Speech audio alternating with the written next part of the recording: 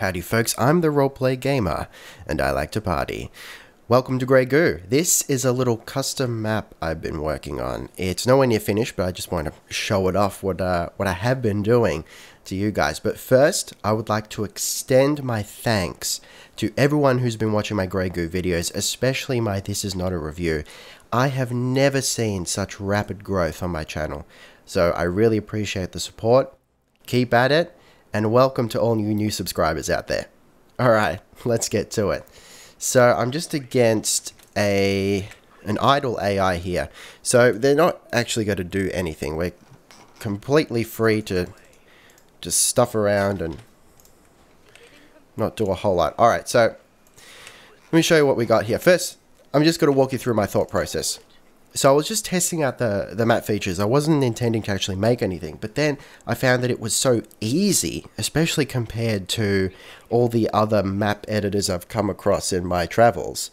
It was really intuitive. So I managed to just pound this out, and it worked. There was this little tutorial, sort of a tutorial on the forums, which I'll try and find and link you to in the description, that tells you the bare minimum you need to get a working map going. And it's so easy, and then I'm like, all right, well, now let's build on that. And the rest of it was just so intuitive. I didn't even have to, I just taught myself. It was amazing. So I encourage you guys to check it out. It's not really that daunting. So I just set up this this catalyst area, because that's one of the first things it tells you to do, because of course you need resources. First you set up the spawn locations, and then the catalyst areas. I'm pretty sure that came next. Alright, so that's what it looks like. You basically paint this stuff onto the map, and then you can add the, I think they call them spriggets, something like that, the steam vents, the catalyst vents. Okay, so I just, when it surged it through the middle of the map, so to speak, just to test it out, and I thought, you know what, this is pretty cool. What if all the catalyst is in a single location on the map, and from the very beginning of the match you got to fight over it? So you got really tiny skirmishes between like 2 or 3 units going on from the very beginning, and it like lasts the whole game. I really like that. So you got like almost guerrilla tactics, maybe. Small forces, hit and run, because you got to conserve your resources, because you're fighting over them constantly. So that was the idea. But then I play tested it as the goo while I was trying to sort out the passable areas, these mountain areas, because they were initially marked as inaccessible. So that means that not even the goo can get over them. So I quickly learned you've got to set these, you basically paint it on, like with the catalyst. You set these to steep. So that means they're inaccessible except to goo, proteins, and mothers and such. So that's what those are. But I've still set some things like this, certain props are completely inaccessible, because otherwise it looks, like with this in particular, it looks really weird when the mother goo's crawling over this spiky part. It's just, just like, what? But that being said, if you set this to accept, there you go. Hang on. Yeah, clearly I haven't really fixed that right. So beta units and such can walk over that, and looks weird. But I mean, that's kind of cool. It opens you up to making some interesting ideas. Like I'm thinking some sort of cliff map where you're actually, or some sort of mountainous thing where you've actually got to scale a mountain or something like that. I don't know. Maybe you got one faction starting on a mountain, the other one down in a valley. That'd be pretty cool. I'd like to try that at some point. Anyway, so that's what this was about, and I got some vents on either side of the map so that you can sort of siphon off resources sneakily without being too obvious about it. And then, while not being symmetrical, I have given basically the same features to both sides. Like, so you got brush here and you got brush over there. So brush is another thing that you paint on. So I think, conceivably you could have brush without anything on top of it. So it's like you got brush here, and like we're in brush now, but you can still, like, you should be able to see the unit, but you can't, because it's brush has been painted on. So that's why you've got like they're long trees, sorry, tall trees. So you in theory can still still see the unit. There you go, see? You should be able to see the unit, but you can't because it's in brush. So I'm not sure. I might leave it like that because it's kind of cool, I reckon, to be hiding in like a tree line. But maybe I'll add some bushes in there to make it a little bit more realistic.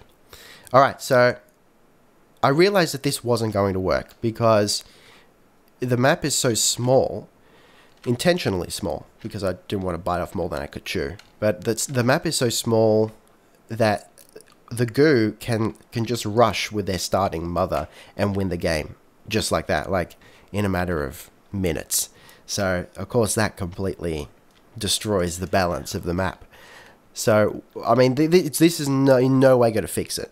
But it's just one of the steps I'm taking to alleviate that problem is to have a couple of catalyst areas a little bit closer. Not within the initial starting base area, so you've actually got to scout for your initial resources. But yeah, so I got catalyst there, and they are both +8. Now, let's zoom in here. This was one of the trickiest parts, to get the catalyst looking like it does in the official maps. The trick is not just find the appropriate catalyst textures, which is this sort of hollowed out rocky thing, but you've got to actually indent using the height tool. You've got to indent the actual catalyst area, so that part there, so it's in water. That's the look there. And then more importantly, you've actually got to raise the terrain around the edge. You've got to lift it, make this sort of ridge, and that's what makes it really pop and look more like it does in the official maps. So I haven't done it on all of them, but you can see, I have raised the lip there in preparation for me painting on those textures. And texture work is the hardest to get it looking acceptable, because otherwise, you get these flat repeating textures and they just look a mess, So I'm starting to add a little bit of flavor, and that's, you probably can't tell, but that's actually raised a little bit in height. So a little bit of flavor just to break up the monotony, but we're getting there. And there you go, that's more or less the map. So it's going to be, I'm going to close off more of these areas. This is going to be the trickiest thing, like stopping the goo from getting to the other side of the map really quickly. So I feel like just creating incentives closer by, meaning your catalyst closer by, that's not going to stop it, because the goo can still say, well, why would I want to prolong the game and go for these quick catalyst areas when I can just rush across the map and take out their base straight away, So I've got to set up obstacles. So maybe instead of having this big open map, I do make it kind of maze-like. I was thinking sort of like a Grand Canyon type of vibe. So I still got to work out how to really... it's the textures that are the biggest problem. Like I initially wanted to be very deserty, hence the ground texture there. But then I liked this mountainous rocky texture so much, I thought, oh, that's kind of cool. So we'll see how it turns out, but I'm probably going to have to make it very maze-like indeed, and maybe a couple of sort of hidden protected areas over here or something. I don't want to make it symmetrical though. That's the tricky part, because if you could just simply mirror it and you're good to go, and you say, yeah, there you go, that's balanced. So you make half the map and you mirror it and you're good to go. But what's hard is, yeah, okay, I've got something on one side, but I don't want to put it on the other side, or maybe haven't got room to put it on the other side. Like, for example, if I put something there, I don't really have a lot of room to put it here. And if you look at this, for example, this is a very protected area, either way, regardless of which side you're on. But you haven't got that there.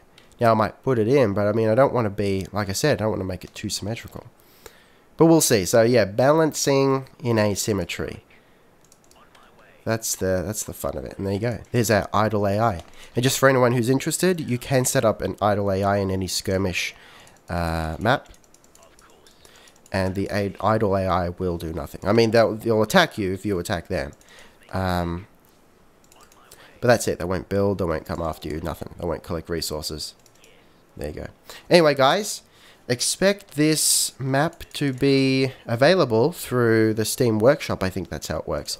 The Steam Workshop when it's done. So I'm not sure when that will be, but I'll keep you posted. Anyway guys, thanks for watching and I'll see you next time. Roleplay Gamer, out.